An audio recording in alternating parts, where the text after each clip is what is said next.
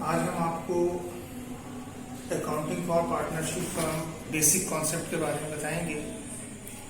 12th class में first chapter जो होता है वो पार्टनरशिप का, जिसमें बेसिक कॉन्सेप्ट होता है।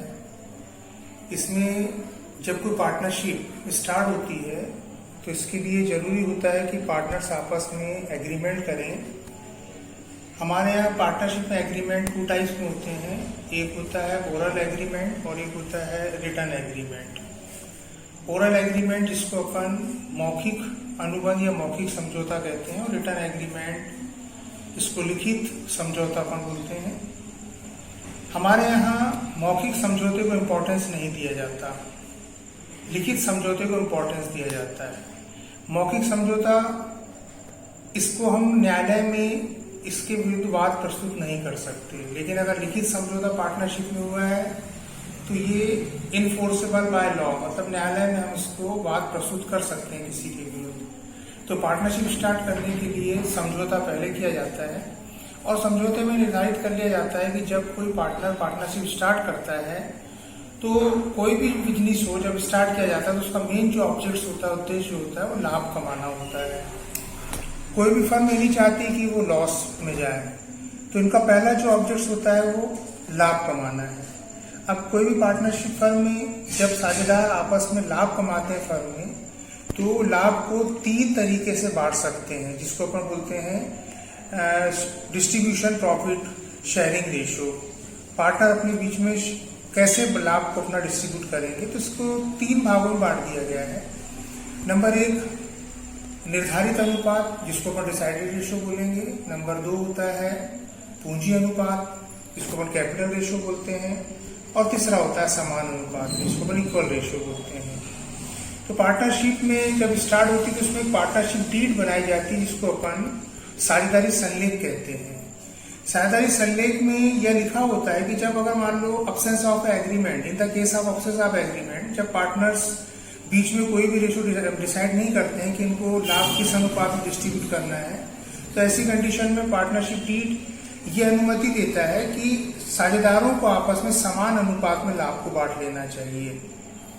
उसी प्रकार से जब कोई एक साझेदार फर्म में अपने कैपिटल के एडिशनल कैपिटल फर्म को देता है, जिसको अपन एक ऋण भी कहते हैं, लोन कहते हैं, जब एक साझेदार पूंजी के अतिरिक्त फर्म में पूंजी लगाता है, तो ऐसे साझेदार को अगर मान लो एग्रीमेंट नहीं है, इन the case of absence of agreement, तो ऐसे साझेदार को 6% वार्षिक की दर से ऋण पर ब्याज प्राप्त करने का राइट्स होता है, अर्थात अधिकार होता है। और अगर मान लो एग्रीमेंट हुआ है तो विथ एग्रीमेंट, अगर मान लो कोई साझेदार ने कोई ऋण दिया है और वो जो डिमांड करता है कि भाई मेरे को ऋण पर 10% ब्याज चाहिए या 12% या 5%, तो इन द केस ऑफ एग्रीमेंट उसको जो उन्होंने डिसाइड किया उसके आधार पर आप उसको ऋण पर ब्याज देंगे। लेकिन अगर मान लो एग्रीमेंट अब्सेंट है तो ऐसी कंडीशन में किसी भी पार्टनर्स की डिमांड आप एक्सेप्ट नहीं करेंगे, उसको 6% प्रति वर्ष, मतलब 6% पर एनम के हिसाब से उसको आप ऋण पर ब्याज देंगे। और एक ऋण पर ब्याज फर्म द्वारा साझेदारी में हम एक अकाउंट तैयार करते हैं, जिसको हम कहते हैं profit and loss appropriation account, या इसको profit and loss distribution account या प्रॉफिट एंड लॉस अकाउंट, जिसको अपन हिंदी बोलेंगे लाभ हानि समायोजन खाता, लाभ हानि वितरण खाता। ये खाता कैसे तैयार होता है, तो इसका एक शॉर्ट ट्रिक मैं आपको बताऊंगा, इसमें ज्यादा आपको परेशानी नहीं होगी।